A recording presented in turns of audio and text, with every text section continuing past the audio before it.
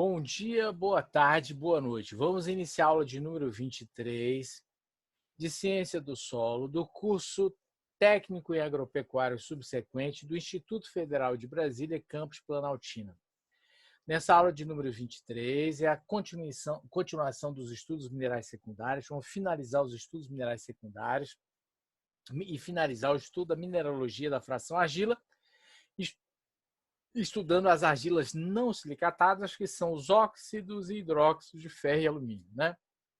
Então, argilas não silicatadas, óxidos e hidróxidos de ferro e alumínio. Então, essas argilas não silicatadas ocorrem em formas cristalinas ou amorfas. Amorfa significa sem formas, né?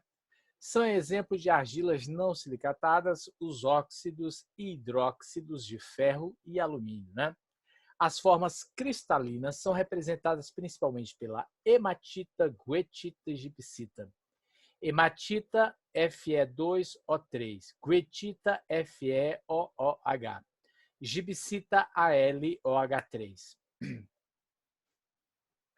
As argilas não silicatadas, óxido, hidróxido, ferro e alumínio. Vem uma pergunta aqui bastante interessante, que nós vamos fazer essa pergunta agora. Durante a discussão aqui, nós vamos respondê-la. No final, vamos fazer um resumo dessa resposta, dessa pergunta, né? Os óxidos de ferro e alumínio são minerais secundários de importância muito significativa nos solos de regiões tropicais em geral e nos solos brasileiros em particular. Por quê? Então, essa afirmação aqui ela é muito comum, ou seja, essa pergunta poderia ser feita de outra maneira. Os óxidos e hidróxidos de ferro e alumínio exerce grande importância, né? Exerce grande influência no comportamento dos solos tropicais e dos solos cerrados. Por que essas argilas exercem grande influência no solo cerrado, então, e nos solos tropicais? Nós iremos falar a respeito disso aqui, né? Então, a presença dos óxidos de ferro e alumínio na fração argila do solo é quase obrigatória e sua influência nas propriedades do solo é muito sentida, ou seja, mesmo solos onde predominam as argilas do tipo 2:1 ou caulinita, sempre você vai ter a presença dos óxidos, hidróxidos de ferro e alumínio misturado com quantidades variadas de argilas silicatadas, né? Os óxidos e hidróxidos de ferro e alumínio, né? Então, os óxidos de ferro são minerais originados da precipitação dos íons liberados e oxidados após a destruição do retículo cristalino dos minerais primários. Então, os minerais primários sofrem intemperismo químico. Alguns minerais primários têm ferro na sua composição química. Esse ferro muitas vezes está na forma reduzida. Quando os minerais sofrem intemperismo, esse ferro reage com a água, se oxida e forma um retículo cristalino, né? Ele forma forma uma estrutura dos minerais secundários, né? Forma um mineral secundário e geralmente insolúvel na água, né? Por outro lado, os hidróxidos de alumínio também são originados do intemperismo das argilas ou minerais primários sob condições severas, né? Então, tanto os óxidos de ferro como os óxidos e hidróxidos de alumínio, né, se formam a partir do intemperismo de minerais primários que têm esses elementos na sua composição química, né? Dependendo das condições do meio onde o mineral primário está sendo intemperizado, tem-se a formação de uma das formas de óxido de ferro como hematita, goethita, magnemita, magnetita, lepidocrocita e ferridrita, né? Então, são os óxidos e hidróxidos de, no caso aqui, os óxidos de ferro, né? Então, dependendo das condições do meio onde o mineral primário está sendo intemperizado, tem-se a formação de uma das formas de óxido de ferro. Então, os óxidos de ferro podem ser hematita, goethita, magnemita, magnetita, lepidocrocita e ferridrita, né? O principal óxido de alumínio encontrado no solo é a gipsita, né? Gipsita. Então, enquanto os óxidos de ferro, tem vários óxidos de ferro que podem estar presentes no solo, predominam no solo os hidróxidos de alumínio, que é a gipsita, né? Vamos falar um pouco mais sobre os óxidos de ferro. Mesmo em concentração baixa no solo, os óxidos de ferro têm alto poder pigmentante e influem na coloração do solo de maneira bem nítida. Então, a importância que os óxidos de ferro têm no solo, por exemplo, é determinar a cor do solo. em diferentes graus de concentração, esses óxidos e hidróxido de ferro determinam a cor do solo, né? As cores vermelhas são impressas pela hematita Fe2O3. As cores amarelas são impressas pela guetita, né? FeOOH. E as cores intermediárias entre o vermelho e o amarelo, né? São derivadas da atuação conjunta da hematita e da guetita, que são cores típicas da maioria dos solos brasileiros, né? Agora, é o seguinte, a hematita tem elevado poder pigmentante. O que significa isso? Significa que a hematita, mesmo em quantidades menores no solo, a cor da hematita vai predominar, que é a cor vermelha, né? Então, os solos amarelos normalmente não contêm nenhum... Então, como os solos amarelos normalmente não contêm nenhuma hematita, ao passo que os solos vermelhos, ainda que de coloração intensa, geralmente possuem alguma guetita. Então, o que significa isso? Como a hematita ela tem um elevado poder pigmentante, o solo que apresenta coloração amarela provavelmente não tem hematita, porque se tivesse, essa cor se manifestaria. Já solos vermelhos pode ter a guetita. Por quê? Porque a hematita pode pigmentar a guetita, pode mascarar a cor da guetita. Então é isso que acontece, né? Agora, se houver condições redutoras no meio, no qual o ferro 3+ se encontra, ele pode ser reduzido a ferro 2+, que é uma forma bem mais solúvel de ferro, né? Então, olha só. Em ambientes alagados, o que acontece? O ferro 3, ele ganha um elétron, né? Como ele ganhou um elétron, ele reduz a sua valência para ferro 2. Esse ferro 2 ele é mais solúvel no meio.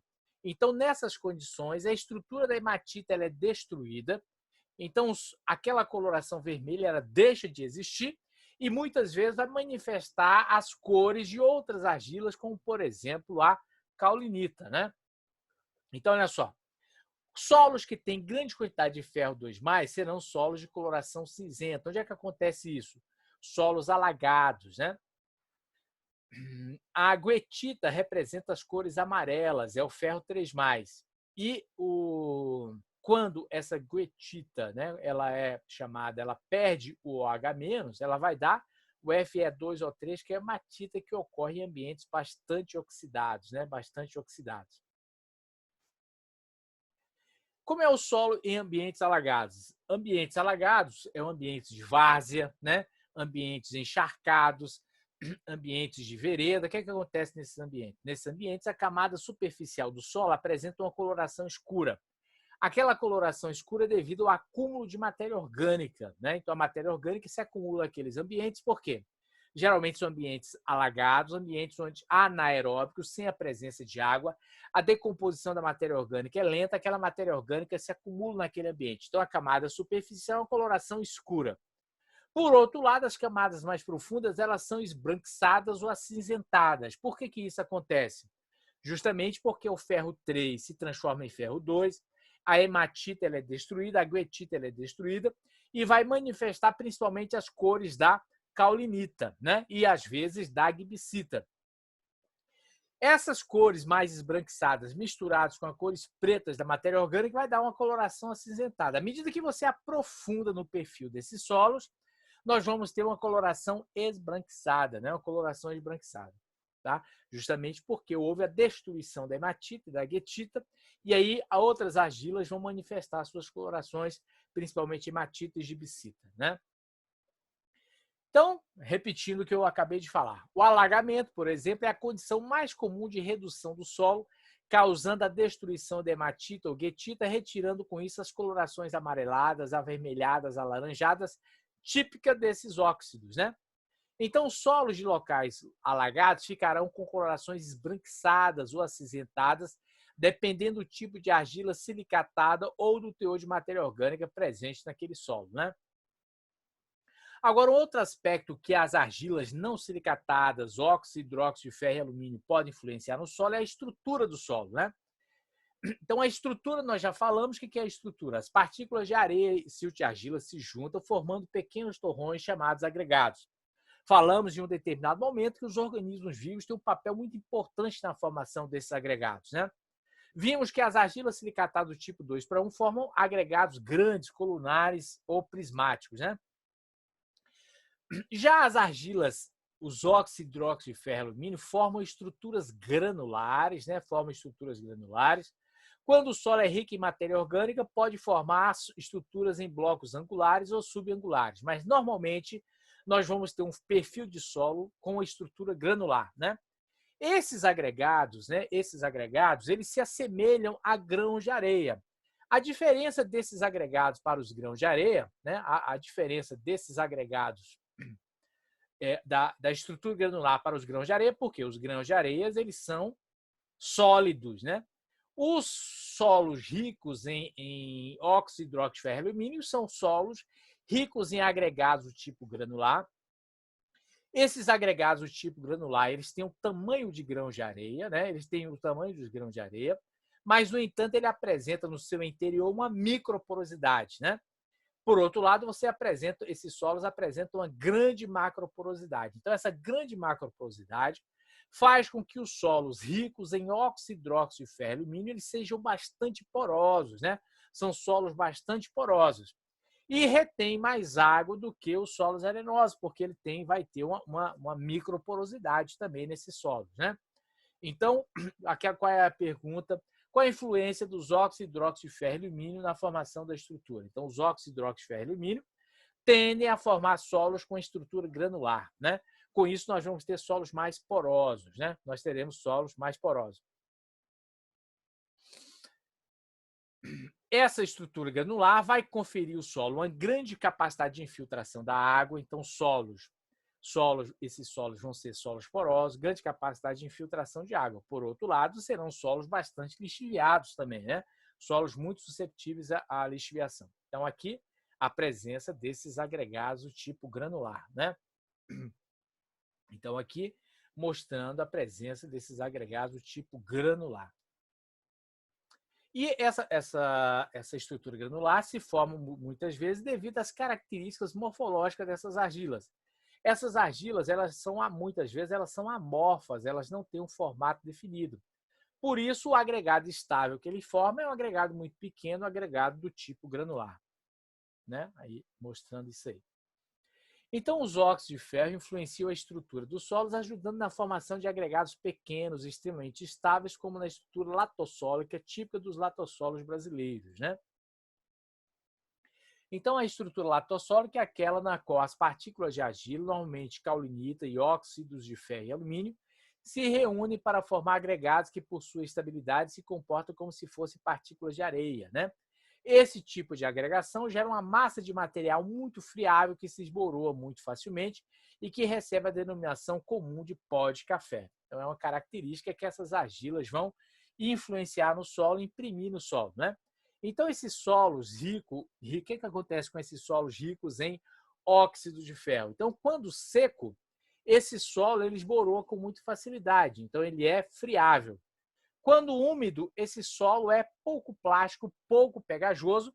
É uma característica que essas argilas vão influenciar nos nossos solos. Por outro lado, do ponto de vista químico, o que acontece? Essas argilas, como elas têm baixa superfície específica, baixa quantidade de cargos, solos ricos em óxidos e hidróxido de ferro e alumínio são solos que apresentam baixa CTC, né? Baixa CTC. Por outro lado, assim como a caulinita, os óxidos de ferro e alumínio apresentam cargas dependentes de pH, por isso podem adsorver ânions e cátions, né? O que são cargas dependentes de pH? Então, na aula anterior, nós falamos o que é, assim como a caulinita apresenta cargas dependentes de pH, nós explicamos o que é pH. Então, pH é o potencial hidrogênio iônico, ele representa a concentração de íons H+, e OH- no sistema, né? Então, solos com pH menor que 7, maior concentração de íons H+. Solo com pH maior que 7, maior concentração de íons OH-. Solo com pH 1, elevada concentração de íons H+. Solo com pH ambientes, né? Ambientes com pH 13, grande concentração de OH-. Solo com pH 7, concentração de H+ igual a concentração de OH-. O pH da maioria dos solos produtivos varia entre os valores de 4 e 9. Então, o que significa cargas dependentes de pH? Eu vou ter mais cargas positivas ou mais cargas negativas, vai depender se o ambiente é ácido ou é alcalino, né? Então, os óxidos de ferro apresentam cargas dependentes de pH, por isso podem adsorver ânions e cátions, né? Então, o que são cargas dependentes de pH? Então, por exemplo, nós temos aqui um ambiente ácido. No ambiente ácido, os óxidos e hidróxido de ferro e alumínio vão manifestar uma maior quantidade de cargas positivas. No ambiente alcalino, os óxidos, hidróxido de ferro e alumínio vai manifestar uma maior quantidade de cargas negativas, né? Então, isso que é cargas dependentes de pH. Então, você vai ter uma maior quantidade de cargas positivas ou negativas dependente do ambiente. Então, se o ambiente é ácido, maior quantidade de cargas positivas. Ambiente alcalino, maior quantidade de cargas negativas, né? Os óxidos de ferro e alumínio são responsáveis pela fixação do fósforo no solo, o que vinha a ser o que é a fixação do fósforo, né? Então, vamos explicar o que é a fixação do fósforo. Então, olha só, nós podemos ter situações, né? Então, as argilas podem manifestar cargas positivas. Essas cargas positivas atraem, por exemplo, o sulfato. Então, o sulfato fica retido aqui. Aí nós vamos ter o processo de troca aniônica, né? A mesma coisa pode acontecer com o fósforo. Só que o fósforo, o que acontece? Muitas vezes o fósforo ele é retido com uma força muito forte, né? Ao invés de ser feita apenas uma atração eletrostática, como é comum na troca catiônica e na troca aniônica, o ânion fosfato ele pode reagir com os óxidos hidróxido de ferro e alumínio, formando ligações covalentes. Então, essas ligações são fortes. Então, quando isso acontece, nós vamos ter a chamada fixação do fósforo. Então, o fósforo se liga nos óxidos hidróxido de ferro e alumínio do solo, formando ligações covalentes. Essas ligações são muito fortes. E aí o que acontece? O fósforo fica indisponível para as plantas, né? O fósforo é um elemento químico essencial, é um macronutriente muito importante para as plantas, né? Ele faz parte dos fosfolipídios, faz parte do ATP, faz parte da estrutura dos nucleotídeos, né, que fazem parte do DNA. Então, o fósforo é um elemento extremamente importante para as plantas e para os organismos vivos. Só que o que acontece? Muitas vezes o fósforo está presente no solo e a planta não consegue capturar esse fósforo. Por que a planta não consegue capturar esse fósforo? Porque ocorreu a fixação desse fósforo, né? Houve a fixação desse fósforo. Então, o fósforo no solo está na forma de H2PO4- e HPO4-, né? Então, o fósforo nessa forma é atraído por óxido de ferro e alumínio, ocorrendo inicialmente a dissolução e em seguida a precipitação, o que leva à sua imobilidade, né? Essa imobilidade, essa indisponibilidade do fósforo no solo é chamado de fixação do fósforo, né? Quais as consequências da fixação do fósforo? É porque esse fósforo ele vai ficar indisponibilizado para a planta não vai conseguir capturá-lo, né? Um elemento químico de extrema importância para a planta está presente no solo e a planta não consegue capturar. Então, isso ocorre em que condições? Em ambientes ricos em óxidos, hidróxido de ferro e alumínio. E quando o ambiente está ácido, maior quantidade de cargas positivas, essa fixação do fósforo aumenta, né? Agora, uma pergunta muito importante. Por que nos solos tropicais há uma maior tendência de acúmulo de óxidos, hidróxido de ferro e alumínio? Justamente devido ao processo de intemperismo, né? Então, as regiões tropicais ocorre um processo de intemperização muito intensa, as argilas silicatadas vão sendo destruídas e formam estruturas de óxido, hidróxido de ferro e alumínio que são mais estáveis nessas condições, né? Elas ficam insolúveis e ficam mais estáveis nessas condições. Então, os óxidos de ferro e alumínio são minerais secundários de importância. Agora, e com isso, né, a gente, de certa maneira, finaliza a explicação dos óxidos, hidróxido de ferro e alumínio e, portanto, agora nós temos condições de responder essa pergunta, né? Os óxidos de ferro e alumínio são minerais secundários de importância muito significativa no solo de regiões tropicais em geral e dos solos brasileiros em particular. Por quê, né? Ou, às vezes, é falado o seguinte: os óxidos, hidróxido de ferro e alumínio exercem grande influência nos solos tropicais, nos solos brasileiros. Por que isso acontece nos solos cerrados? Justamente por quê? Porque é o tipo de argila que predomina naqueles solos, né? Então, nos solos tropicais, nos solos cerrados, vai predominar, na fração argila, predomina os óxidos, hidróxido de ferro e alumínio. Como é ali que predomina essas argilas, então essas argilas vão influenciar no solo. Como elas estão presentes ali, elas vão influenciar no comportamento daquele solo. E de que maneira essas argilas influenciam no comportamento do solo?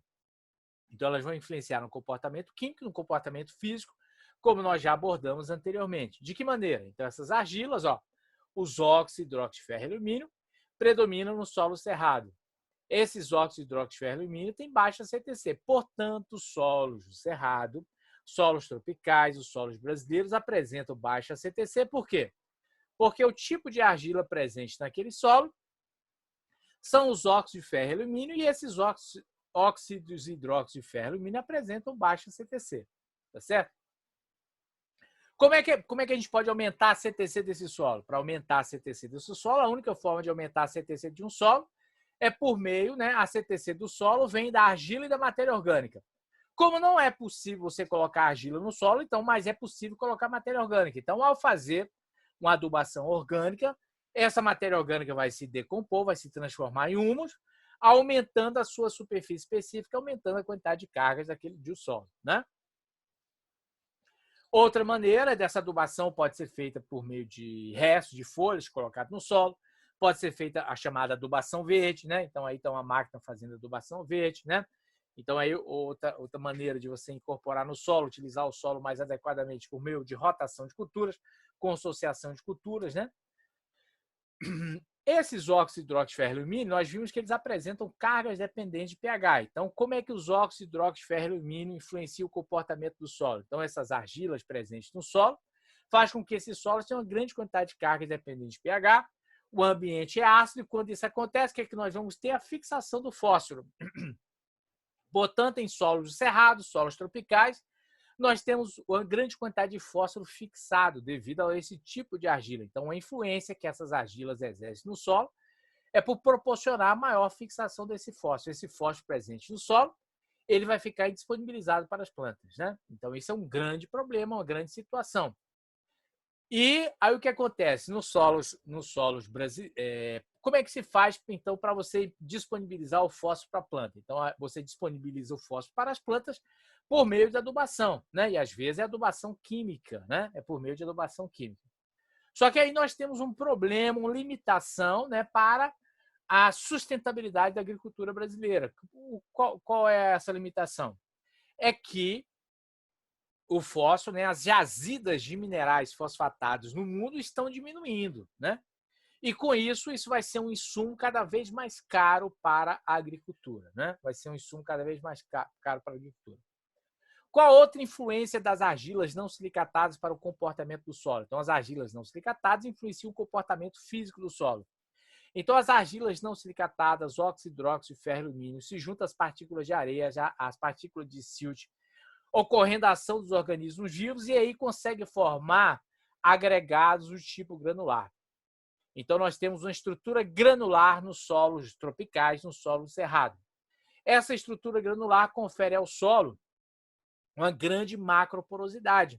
Então, esses solos geralmente são solos porosos, permite a capacidade de infiltração de água com muita facilidade. Então, a água infiltra com muita facilidade.